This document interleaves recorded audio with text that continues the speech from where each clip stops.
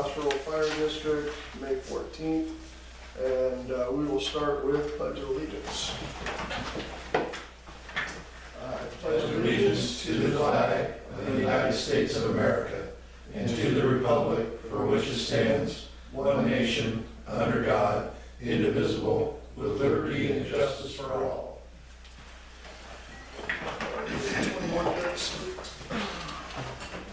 All right. Next, I will open us up in a prayer. Dear Heavenly Father, thank you for bringing us together. Thank you for bringing peace and love and joy to the world. Try to end all these conflicts as we continue to pray for your blessings over that and blessings over our community. In Jesus' name, amen. Amen. All right, roll call. Paul Reardon here. Mark Bennett is not here. Bill Starnes. Here. Rob Micola is not here. David Smith. Here. Steve Rhodes. Here. Justin Fox. Here. All right. So I'm going to start with asking for a motion to approve the April 9th minutes. We're going to have to do that next month because I don't have them. Rob was the minutes guy, and we don't have a copy of it. Okay. So I think they're going to review the video, and we'll just do it off the video, and then we'll get a copy done. Okay. Right. They're in he's bottling from Melrose Winery, and he's been charged the last week or so. He's bottling over there, yeah. Okay. All right, so we don't have meetings from April 9th to approve. I apologize for that. So financial report. We wrote 11 checks, total expenses of $7,890.11. We deposited $12,195.84. $10,000 of it was the transfer from our money market account. And $21.95 was income, probably from tax returns. Let's see. Our money market account right now is $154,982.74. I'd like to have a motion to pay the bills. I'll make a motion. I'll second. All in favor? Aye. Pay the bills. That 154 was we got 27,000 back from Safer, and they owe us another about 25 again too. So it's hopefully by the fiscal year we'll be looking like we should as we go through July 1st. Like about around 206 or 7,000. Yeah, somewhere right around. Yeah. Okay. Do we have a communications report? I know that we had 2,600 and some views last month, and between you guys and the video, when this goes out on YouTube, our website is Justin's really been working on it. He must have been taking some tutorials, I'm thinking, because there's stuff all over it now. So if you guys, anybody want to look at it, there's a lot of good information on it. Nice. And they're still working on it. Nice. So April there was 2,612 views on the website, and May, as of today, there's 1,948 views. Nextdoor.com has 521 members, 369 claimed household, which equals 5 neighborhoods. And Facebook has 7,352 views in the last 28 days. Well, I forgot about that too. We got an official Facebook site up, which has a whole bunch of fire prevention stuff on it and all kinds of other stuff going on. Yeah. I'll have to Check it out. subscribe to it or something. Yeah. Okay. No public comments today. Public shakes Yeah, their there head. it is. No. There. Okay, so chief's report. Chief's report is that he doesn't have a chief's report. There it is. So April, we had 22 calls total, 10 medical, 4 structures, 1 MDA, 1 natural cover, our first natural cover of the year. I was up here on Reston Road. It actually burned pretty good at nighttime. 1 false alarm and 2 poke assists, a lifts assist, and a couple of hazardous conditions like wires downs and stuff. This natural cover in April was Champagne Creek. Oh, that was Champagne Creek, that's right. We had some kind of immaculate combustion. No, we never did find a source for it. It was underneath the power lines up there, but nobody ever found a source for it. Interesting. And then 1 area coverage move up. On our website talks a little about that 10-mile Hadger anniversary they do an anniversary dinner every 2 years and stuff, and so they had it, so we covered their area while they went out to drink that night and do whatever they do in their party, so. The training, we had our bread and butter web drills over at Melrose Station 3, and that's basically real quick fast attack, search, finding dummy, water flowing, even a lot of the new folks that aren't certified or anything, we get them involved throwing ladders and pulling hose, that kind of stuff, so. We do that quarterly for our ISO ratings.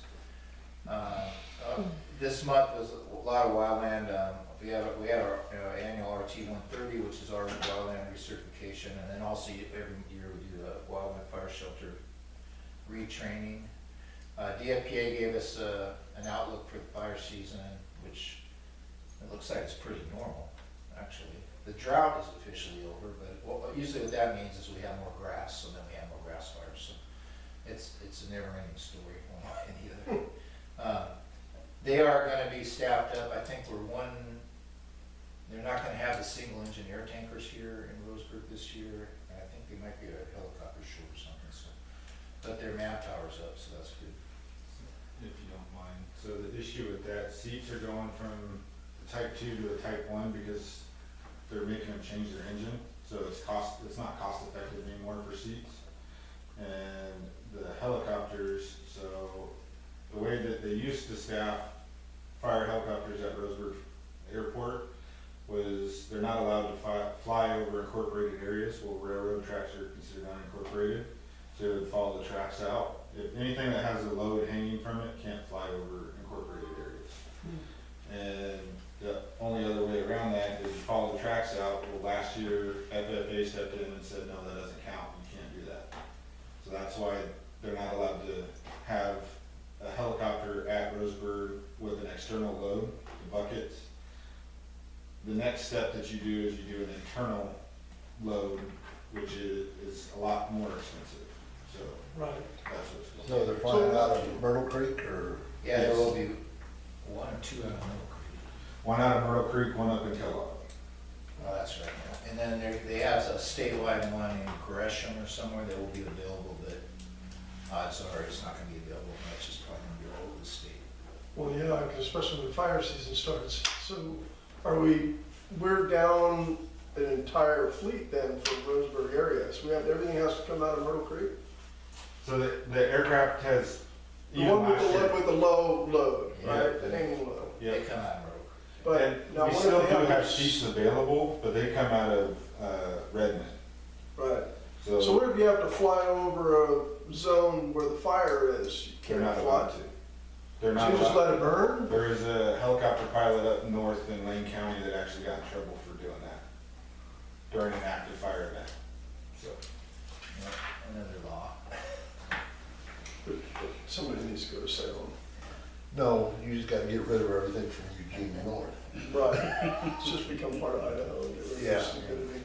Okay, sorry about that. Okay, so going on, they've done progressive hose lays. They were up at Champagne Creek, and then wildland mobile pumping and line construction. We're going to be doing more of that this week too, water stuff. They did a weekend driver operator course here. They've done makeup. Justin is doing Sunday drills for personnel who can't make Thursday nights. We have some people that are working that can't make Thursday, or else if you want to make up something. So also our EMT people are at North Douglas on Thursday night, so they're missing our drills here. So if there's something important, they come down and do them on Sunday also. So there's a lot of training going on. And then May 31st is our big annual wildland exercise. Justin and Bob are doing most of the planning. I know it's not going to be as big as far as personnel attendance, so I think most of our work's going to be done at the Champagne Creek, right? yes. Yeah, on burn piles and stuff up there. And we treat it as they're responding to wildland fire out of this station, and we form up 5 unit strike teams or task forces to go up and put them out, and then people get credit for that for actual training and stuff. So. There's also going to be, I believe we're using that as the field day for some of the wildland firefighter 2s and maybe 1s, so they could practice land construction and hose lay firefighters doing a lot of, we're still doing online trainings, and there's a lot of certifications going on. EMT training's still going, we got 3 firefighters in it. Justin's been doing a lot of proctoring up there at North Douglas. He goes up there. They go Mondays and Thursdays, right?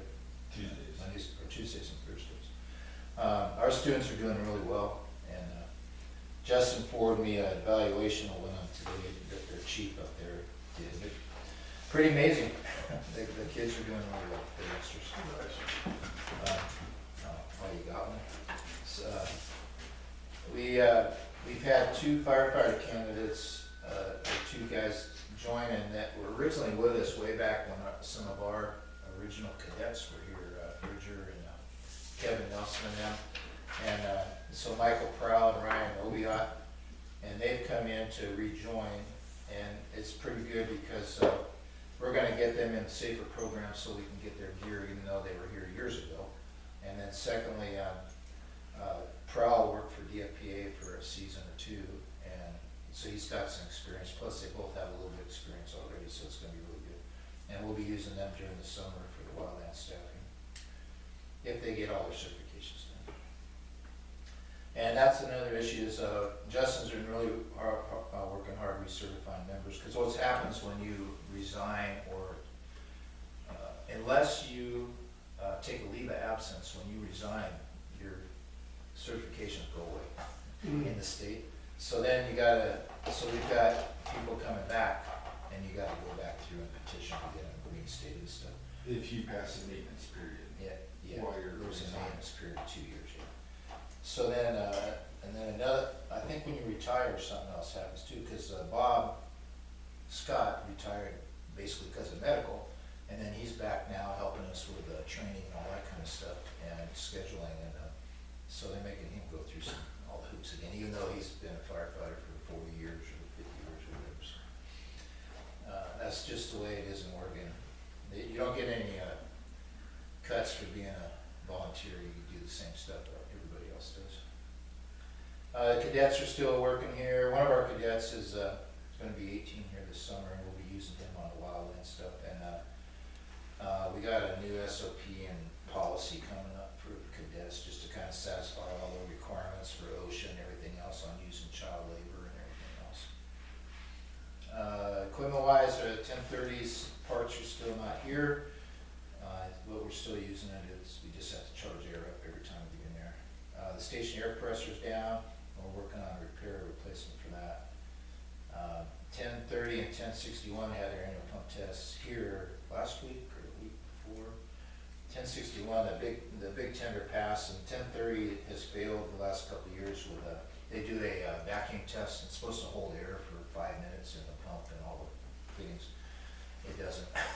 There's some valves that are leaking. It's hard to hold air in a pump with 6 discharges and everything else. Yeah. So you're gonna have to repair it, or? Seals go dry. Eventually, Right? it's originally it was one of the discharge valves, and so those are $700-800 a piece to repair. So if we have extra money floating around, we'll start repairing them one by one. And then we have some gauges on it that are going to have to be repaired, and those are a little bit less, and those are probably more important than the vacuum leak right now. The facility, the last thing we got left to do with it from the contractors is the painting of the apparatus bay doors. They're supposed to do it here in May. Haven't heard from them yet. I'll bug them again. The final billing, we're still dealing with that, but I think this week we finally have a final resolution where they had disallowed all the money for the paving out front, which was $40-some thousand, and then it ended up, we challenged it, and then the architect and engineers challenged it, and they're giving us everything. They're disallowing $15,000, which they said is the ADA out of that $41,000. So right now I'm redoing, making some phony, basically, reimbursement requests, because that's what the lady wants, just to prove that. And then we can figure out, and they'll have a final bill from Vitus and everything, because we're sitting on money that Vitus, we owe Vitus about $54,000, which has been sitting in our bank account. And I didn't pay that because that was the part that was all messed up on what they disallowed or not, so I'm waiting to get everything in so we can pay them all in one check. But isn't there also under the contractor retention to finish, and Right. they're technically not finished? Right, and that's why they haven't really said anything. The original reimbursement for that was $240,000, and she paid $198. So 134 of that was one of their other pay apps, one of the early ones, so I paid that one because that was clean. Yeah. And then the rest of the money I held, and Vitus was okay with that, because we're just trying to get it all straight into one big check, so. That's gonna happen here real soon, I hope. Every time we deal with her, she wants some other paperwork, but we'll work on it. And then I also got a survey the other day of how it was working with them, so I can't wait after this is over. I think the biggest issue about this thing the whole time is that there is no instruction manual on how to do this stuff, or what's covered, you know? So like right off the bat, we had to pay for the permits. I told them up front we didn't have money to add, and they go, oh yeah, no problem, it's all gonna be on the grant. Well, the permits are $8,800, that's not on the grant, so we paid that. And then this ADA is gonna end up being $15,000. The way they build it and everything, we're gonna come out just about exactly even. I don't think we're gonna be owing anybody anything when we're done here, but for a while, we were responsible for that, for $15,000, $20,000, $30,000. So anyway, I hope that they do it better. I've been warning everybody, there's a lot of people here in Douglas County that are going through that right now. 10 Mile just got awarded one. I'm just warning them what you gotta look out for, and just be ready for some stuff. Let's see what else. The red fire trailer is still supposed to be moving. I haven't heard anything more about it. They're still trying to figure it out, okay, The CWDG grant we put in for was about $600,000 for 5 years. Nobody knows what's going on. It looks like most of the fire prevention type and hazard reduction type grants were canceled, but nobody has said anything about that one. So I'm gonna have to put it in the budget that we're getting it, just in case we end up spending it, but it looks, I kind of 60/40 is gonna be canceled, and it's not gonna happen. We got another reimbursement coming back for Safer here. SDO workers' comp audit was completed, so we'll be getting a bill for that at the end of June, and they're usually due July 1st. SDO, what else? Continue. Oh, the audit process is still going on, working with her and Wheeler. Let's see, probably won't need a full audit for 25-26, so that's good, unless the CWDG grant does go through. And I'm really hoping, I wish it would go through, but if it doesn't go through, that's gonna save us a little money on that side of it. SDAO training was in Roseburg today. I had to bail out of it, but our honorable president went, right? It was actually pretty interesting, being a business owner, but I learned a lot about how the state operates with dealing with human resources issues and all that. And believe it or not, it actually affects the board too, because if you ever have an issue where you have somebody where there's a conflict or a concern that maybe they say they were harassed or something like that, and you want to take any action, you can actually bring it to the board and we can discuss it and handle it through the board as well. So that I didn't understand, and that was interesting. I got a lot out of it actually. That's cool. It's good. In our bylaws, we have for disciplinary actions and stuff, a board member, if we do something serious, that they're supposed to be involved. As a witness or, yeah, And third party. what was the other thing about that? And wouldn't the board member also be in part, because you want to have, you can do an internal investigation, but sometimes you want to have because you work so tight together and everybody kind of knows everybody, it might be difficult if you have to do an investigation on somebody and then you're out on a fire next to the guy that you were investigating or something like that, you would use your board as your investigator. One of SDAO's things they might have talked about today was that if you're firing somebody or you have that harassment thing, they have a legal advice, a pre-legal. So before you even do it, they say call us. And he was there today. We'll go through it with you before you even try it. Stuff coming the rest of the year. They got a risk management one they do every October. I usually go to that one, and we might have to go somewhere for that, for the day Eugene or somewhere. And they've got a couple other ones coming up, so if you guys are interested, we'll keep up on that. Yeah, yeah, sign me up. Lots of activity on the website. The May election ballots are out. The budget, we've been forming up the committee and the calendar. The budget meeting's next Monday night at 7. Hope you guys can all make it. Yeah. Yep. You don't get to leave till July 1st either, by the way. I don't know what you think you're. I'm just doing what I was told. Okay. What was you told? Because July 1st is when. Somebody told me not to show up again after tonight. Oh, no, you can't have that. You gotta have one more. Yeah, I've been working on it and I'm gonna try to get stuff out later this week so people can take a look at stuff before it happens. Everything's being worked on. We're gonna have a 3% property valuation increase for our district, so we'll get a small raise in our incoming funds. I can tell you that fuel, utilities, repairs and everything have been more than 3% this year, so we're kind of on a spend only if we need to right now for May and June, just because we're up against our budget for last year, especially for the general fund, just because of increased fuel costs and the repairs that we had to do earlier in the year. So let's see. Like I said, lots of activity on the website. Justin's really working hard on that one, keeping it up. There's all kinds of activity going on. I'd like maybe Justin could talk about it a little bit, but before that, so wildland staffing grant, we got that grant again, the contract's in and I signed it. The funds are supposed to arrive this week, so we'll have that in our bank before the start of season. Usually we start July 1st. I don't know what's going to happen in the next month. We might start earlier and end earlier. Bob Scott's already working on the scheduling, starting to pencil people's names. With Justin here and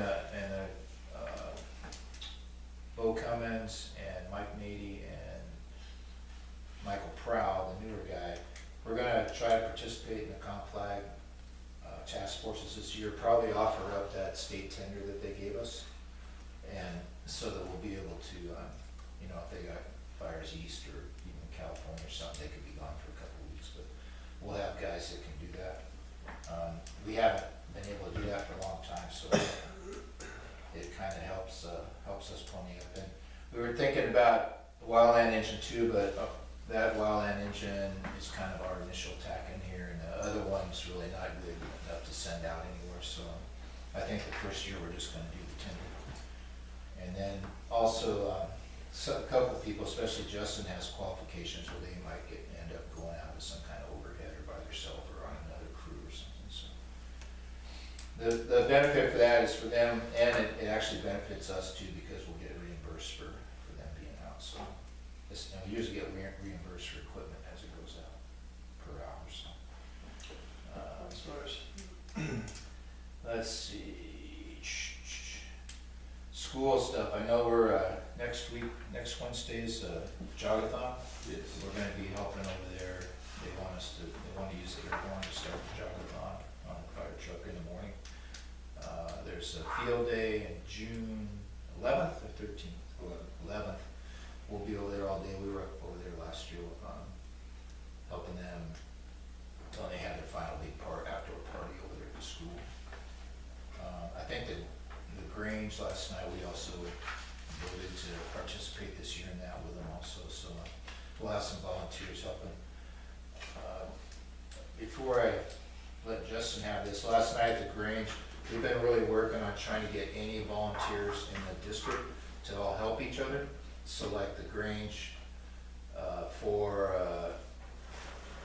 if we have an open house and a barbecue here, which we were hoping to do sometime later in the summer after all the construction's done, the Grange would help man that too. So if we got a call, there would still be somebody here to do that.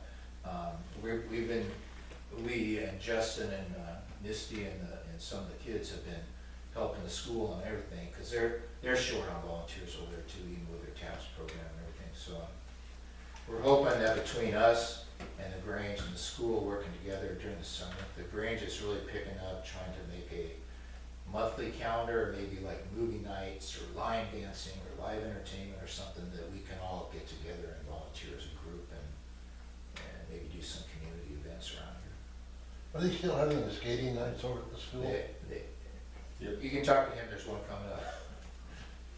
I know the kids used to love The downside is most of those skate nights always end up on a Thursday, them. Yeah, so it makes it hard for us to go over and do that and do our drill. right. You know, so, yeah, I had a big spiel with TAP's last meeting because a lot of these groups kinda, they go and they ask the other one for help and the other one says, well, you know, you're not helping us, so we're not gonna help you, or, you know, they try to help, but can't for some reason, and the other one goes away and then they say, well, they never help us. And Yeah, so I had a nice little spiel that one of our main focuses that the fire department's looking at is trying to get that community support back. With the Grange, with the department, with the school, try to get it all back together. Even with how we've kind of grown apart at Lookingglass, like you still don't see communities like this no, much anymore. Yeah, Well, since you already brought up the open house, I won't bring that up then. So one of the things that I'm trying to do is, I'm getting ready. I had L&M Custom Builders show up today. If anybody knows anybody that they can do some plans or something. So this is what Highline Homes sent me today. I have one of their people coming out tomorrow morning at 9 that we're gonna talk. What I'm trying to build is, I don't know if we're gonna try to do something like stick frame or a continuation off the department, you know, an extension. If we're gonna try to just set something over there, whether it be modular housing or whatever. I told them that this is my dream design. Is first floor is a kitchen, day room, gym, and dining area that the staff can go in, and my dream staffing quarters would be 5 bedrooms upstairs. At least 3 of them we would open up to residents. Basically, we would offer room. You stay here, you sign a contract just like a rental agreement that you can live here for free. We'll do your training and help pay for some of your training, and you know, and but you're here on call for fire. yes. And what I'm trying to also start is shifts, because we've had a few calls that we just weren't able to respond to because we didn't have anybody available to go to them. And by switching to shifts, which I can't do without having showers and food area here, but if we get something like this, so I'm trying to get quotes and I'm trying to get plans, and I'm going to submit a letter to our representative to see if we can get some funds that way. Kellogg just got $2 million from their rep, so I'm trying to get ours. Ours shouldn't be anywhere near that much. It should, I'm thinking anywhere 300,000 to 400,000, and then plus I'm gonna also throw in a wish list of like furniture, you know, bunks and a refrigerator and a dishwasher, stuff like that, washer and dryer so they can wash and dry their clothes. Any ideas is greatly appreciated. If anybody knows anybody that they can come in and give us a bid, or, you know, draw us up some plans, by all means. you might check Tim's Appliance, because they might donate something. Minus furniture, you mean, stuff? Pardon me? Furniture. First furniture. Yeah, or refrigerator. Yeah. Beds and appliances. Yeah, They got because, scratch and dents and Yeah, up other on, stuff too that they can. not on Harvard, but downtown, like we bought a, I don't know, $3,600 dual fuel stove, and I think we paid, I don't know, less than $2,000 for it. Because it had a scratch on the side, and of course it goes into the cabinet, so who's gonna see the scratch, you know? So, So this is pretty much the way of the future for volunteer departments right now, and especially with a safer grant, I have one paid person, at least having some supervision, and then what's going on now is, I think Kellogg got theirs from Bella Hoyle, if I'm not mistaken. So our senators and our congressmen Congress people, federal and state, both get discretionary funds every year. And I'm thinking that, if I can remember right, Virgil, maybe last year some had 100, 150,000 or something like that in this fund, I can't remember what it was. But, so they can pick projects too. So what they're doing is they're just saying, hey, you guys got a project, and they usually come out and it's like a week's notice, or 2 weeks notice, or 3 weeks notice, you know? So if you have a project canned, ready to go, and they go, hey, I got this discretionary funds, it's the end of the budget year, and you can go here, What do you figure? then they're doing it, so, Well, anyway. it depends on what people are gonna charge, but Yeah. I think if you go bare bones, builder grade, you should be able to get it done for $370, Yeah. somewhere in that ballpark. So like I said, That's $125 a foot. Yeah. I told them that that is like my dream layout. That it doesn't need to be that, you know, I don't even care if we find a modular house to lay in there, as long as we have a kitchen, a couple bedrooms, and then someplace for the crews to relax. The layout really, I mean, all honesty, looking at, you know, the construction itself, I mean, you're not talking, the walls and all that, doesn't matter where you put the walls, it's the same amount of lumber for the most part to build a structure like this. So I think you're probably around $125 a foot, you should be able to find a builder to do it for that, so I'm looking at $370, that should include permits, everything. Based on my experience. Now, I also know that the people in this town charge exorbitantly higher than what everyone pays on a national average. I don't know why Roseburg is like that, but it is. Literally just did some work at my dad's house in Albuquerque, New Mexico, and I have almost the identical need. I had an estimate here, they were twice the price from Albuquerque, don't know why, so. No, that's good information. So either discretionary funds or down the line, maybe we do a bond or levy or something, just for a temporary, because we have the ability to do that. A few years back, FEMA was gonna be doing strictly volunteer fire department structures, facilities. And that grant didn't get funded 2 years ago, so I don't know. I don't think that grant's gonna get funded in this current climate, but maybe the next time around. Who knows? I don't know. It all depends on what people want to do. But anyway, I'm thanking Justin for being proactive, because we've been talking about this for a while. Every once in a while, that money pops up and you gotta grab it when you get a chance, or else you don't get it. So, You gotta start talking to them early though. yeah. You gotta start. Well, yeah, but if we have, I mean, that truly, we get an email. Hey, got a project? I got 300,000. And you got to fill out this form, and it's got to be 2 weeks. You know, it's like, oh crap. You know, so if you have this stuff sitting around, I then know, you're ready to go. I know somebody who can get you a bid. Yeah. Okay. Yeah. I know that Tim had Paul. What's that guy's name? Paul. Somebody. Our big architect down there. He did a thing for the station. And now that they're kind of in our same boat. They got the seismic deal now, so. It's kind of funny to put all this money into seismic and then start adding on again, or tearing on stuff, but that's okay. It doesn't matter, it's done.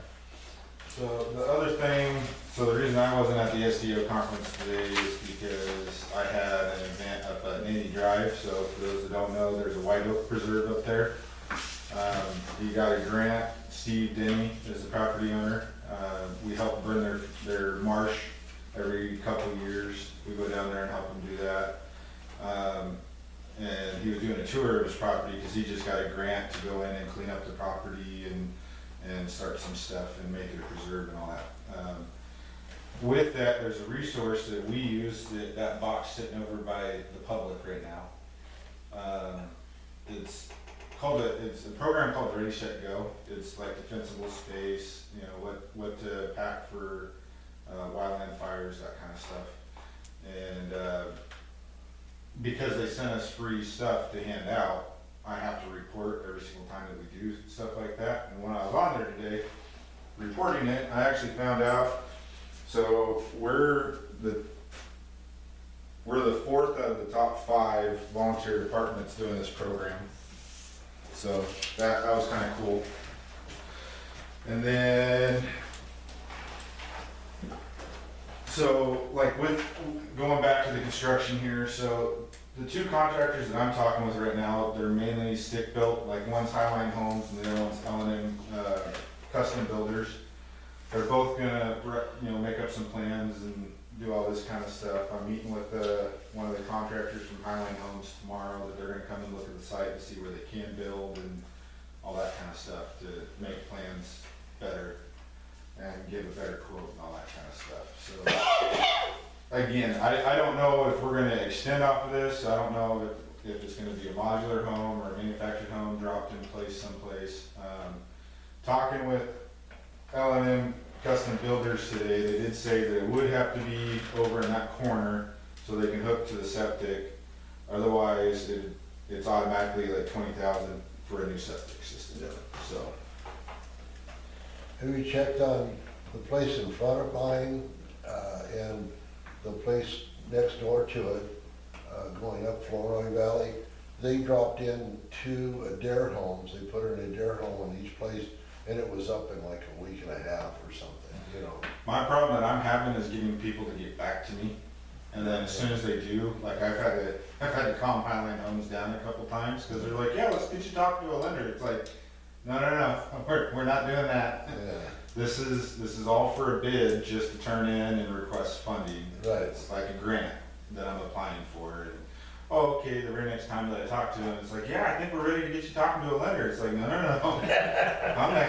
That's the way they operate. Don't get me wrong, he's been great. He's done a lot of work. Like he was asking about the zoning here and all that stuff, and he thought we were under commercial for some reason, and he contacted the county and everything, and we're actually zoned in R, and R1, R5, something like that. I can't remember exactly what he said, and he's already got permission that because that company would have to get a commercial license or hire somebody with a commercial license to do it, and he's already got approval from the county that they can work here, so like, he's already took those steps to find out if they can actually do it, so, and we're, like I said, we're trying to get the community back together. I'm looking for grants right now. I'm trying to get an AED to put at the Grange. I'm trying to get an AED for the church.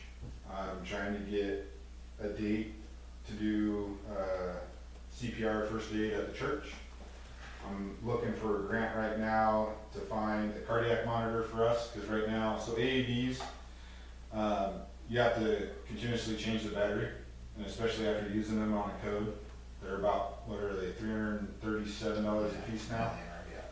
Just to get a new battery and new pads on them, and our pads aren't interchangeable with UVAs or Central Douglas's. So we put ours on, hopefully to shock and get them out of a rhythm, or put them on to see if we even can shock. And then when the ambulances show up, they have to take our pads off and put their pads on, because they're not interchangeable. So what I'm looking for is a grant right now in pricing for a Zoll cardiac monitor, that those pads will be able to just exchange one for one with the ambulances that come in. So we're not down in AED, and then the batteries are rechargeable. So it would be a Zoll monitor, a leather carrying case, defib pads, and then a spare battery. So that way we can put the new battery on once we run a code while the other one's charging, and be ready to go that way. And I'm talking with, my mind just did a huge blank. I'm talking with a company that we just bought some stuff from, that they're gonna give me a quote on all that stuff. I do know Go monitors are about $40,000 a piece right now. So that's like almost half of our budget, basically. So I'm gonna go to Seven Feathers and request funding from them. They did half of our funding for the Lucas device. Hopefully we can get this. And it makes it easier with the slow staffing. So if I show up with a cardiac monitor, a Zoll cardiac monitor that has a blood pressure cuff on it, a pulse ox and all that stuff, I can be filling out my patient information while it's giving me vitals, instead of having to stop doing what I'm doing to get a set of vitals manually, and then go right back into getting patient information and all that stuff and trying to write it down. And yourself. Yeah. Yeah. Yeah, they're expensive, but they're worth it, that's for sure. I think that was the end of my stuff. Yeah, you finished yours. And Our Justin, is our that stuff, our stuff, yeah. our stuff, your stuff? Yeah. Okay, so that's it for you guys? Yes. All right. So I'm not gonna really hammer too much because you guys covered a lot. As far as old business, you went through all of that. The It's size just of- one. What's The that? storage container. Right. Just the So I storage just talked to container, him, yeah. yesterday, he got back to me today, Alex Haley up there. So they're selling those for 8,000 or something, they were gonna do 55 or 55 since we rented it for so long. So then, it looks like they're gonna do if we write them a donation slip, they'll take 2,000 more off, so it'll be 3,000. And I think it's a real good deal for a brand new one like that. However, I told them that, we're renting that for $300 a month right now still from the end of our seismic contract. So I told them we're gonna, continue renting till July, and then we'll have this on our next year's budget if it gets approved. Cause I don't, like I said, we're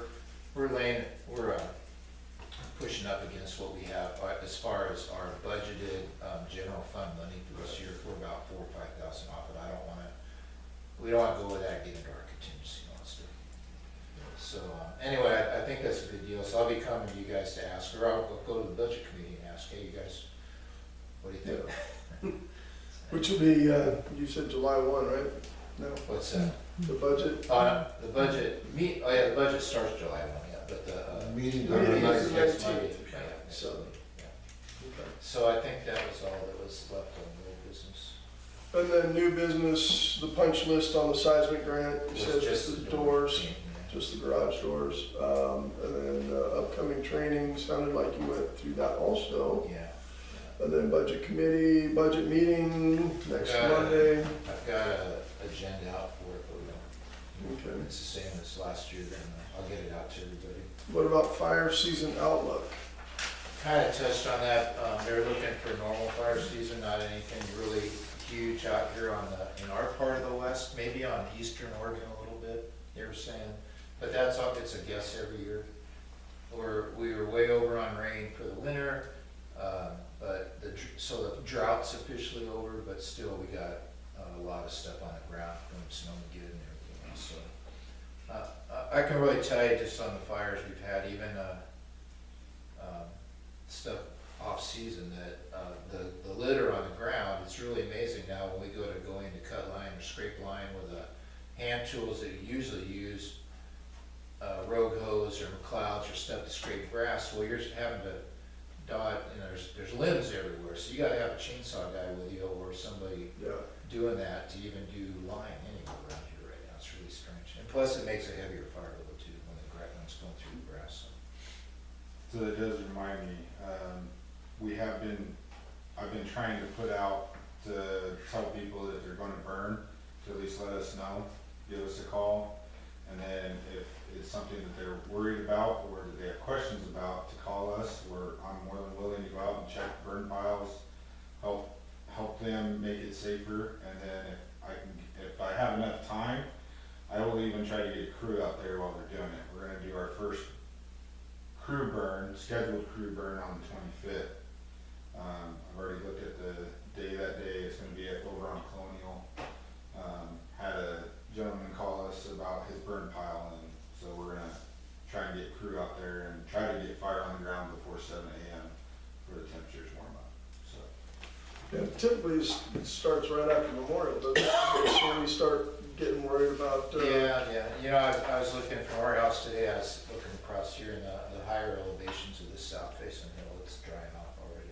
yeah. Yeah, so, it's happening, the native stuff's happening.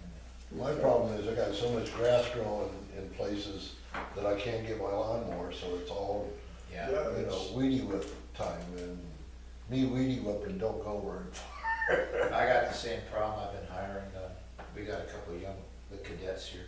They're doing a booming business, the pastor's kids. What are they charging?